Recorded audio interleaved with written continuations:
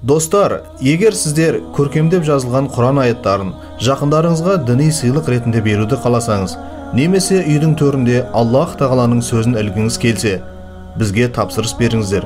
Біздегі барлық дүниелер 100% қолдан жазылады, әрі бағасы да қолжетімді.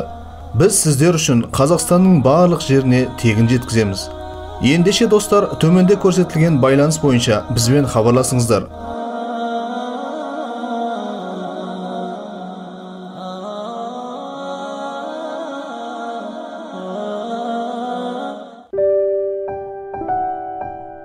Сәбит ибн Қайс әл-Ансари.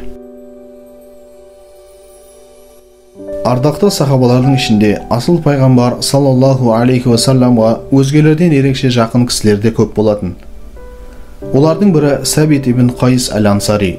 Ол әрдайым пайғамбардың жанында жүретін, әрі ол тілге шешен және халықтың арасында дауыстап хұтпа оқитын ерекше қасиеті бар еді. Күндердің күнінде жаратқан Жаббардың мынандай аяты түседі. يا أيها الذين آمنوا لا ترفعوا أصواتكم فوق صوت النبي ولا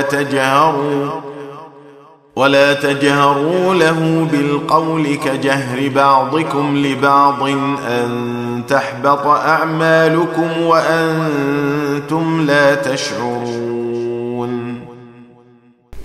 Мұндай аятты естіген Сәбит ибн Қайс көңілі босап, бірнеше күн бойы үйінен шықпай оқшауланып қалады. Мұны айналадағы мұсылмандар бірден байқайды. Ақырында пайғамбар саллаллаху алейхи уассаламның өзі Сәбитті іздестіре бастайды. Сахабалар оның бірнеше күн бойы үйінен шықпай жүргенін айтады. Оған не болған ешкім білмейтін еді. Сосын пайғамбар саллаллаху алейхи уассалам оны алдына шақыртып, «Саған не болды? Барлығы дұрыс па?» деп сұрайды.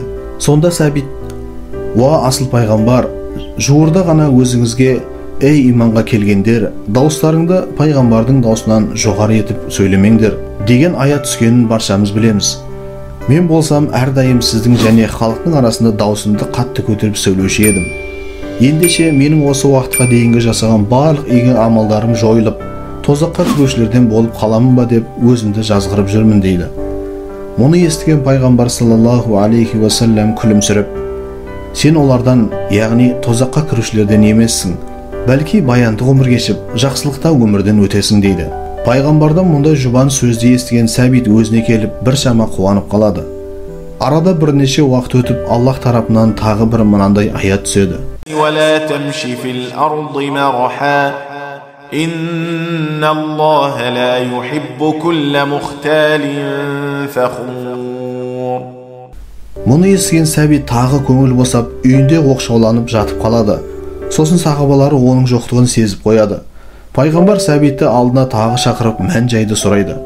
Сонда Сәбит: «О Аллахтың елшісі, сізге жақында ғана адамдардың арасында менменсіп жер бетінде кербезденіп жүрме. Расында Аллах тағала өр көкіректі әрі мақтаншақты жақсы көрмейді» деген аят түскенін білеміз. Мен халықтың алдында өзімді әдемі санап, әсем киімдер киінгенді жақсы көремін. Ендеше осы аят мен үшін түсті ме деп қатты қынжылып отырмын дейді. Сонда асыл пайғамбар: «Жоқ, әрине, сен ондай адамдардың қатарынан емессің. Сен әлі баянды ғұмыр кешесің. Бұған қоса сен шахид болып жәннатқа тікелей кірушілерден боласың» деп сүйіншілейді. Содан арада бірнеше жыл өтеді. Сәбит болса дінге қызмет етуден талмай, әрдайым пайғамбардың жанынан табылып, көптеген шайқастарға қатысады. Асыл пайғамбар саллаллаху алейхи уассалам өмірден өткеннен кейін мұсылмандарды басқару міндеті Әбу Бәкірге жүктеледі. Сондай күндердің бірінде Ямама шайқасы басталады. Халид ибн Валид басқарған әскер Мусайламатул Каззабты өлтіру үшін жолға шығады. Олардың ішінде Сәбит те бар еді. Көп ұзамай шайқас басталады. Сол кезде Сәбит ибн Қайс шайқаста көз жұмғандардың ең алғашқысы болады. Оның темірден жасалған ерекше қалқаны бар еді. Соғыс майданында Сәбит қаза тапқаннан кейін мұсылмандардың бірі әлгі оның қалқанын алады. Сол түні мұсылмандар шайқастан қатты шаршап терең ұйқыға кетеді. Солардың ішінде біреуінің түсіне Сәбит кіріп былай дейді: «Мен саған бір өсиет айтамын. Мұны сен түсімде көрме. Бұл өңің болып саналады.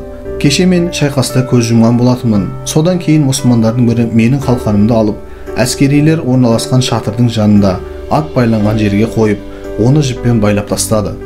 Егер кейін мұсылмандар әміршісінің алдына баратын болсаңдар, сол қалқанымды алып, Менің пәленшеде қарыздарым бар еді, соны өтеңдер, деп айт. Таңертең ұйқысынан оянған мұсылман дереу әскер басшысы Халид ибн Уалидке барып, көрген түсін баяндап береді. Сосын Халид дереу айтқан жерге барып, әлгі жіпке байланған қалқанды алып, өзімен бірге Әбу Бәкірдің алдына барып, мән-жайды барлығын баяндап береді. Мұны естіген Әбу Бәкір: расында біз Сәбиттің өсиетін сөзсіз жүзеге асырамыз. Шын мәнінде өмірден өткен адамның ешбір өсиеті Сәбиттің өсиетіне тең келмейді, деген екен.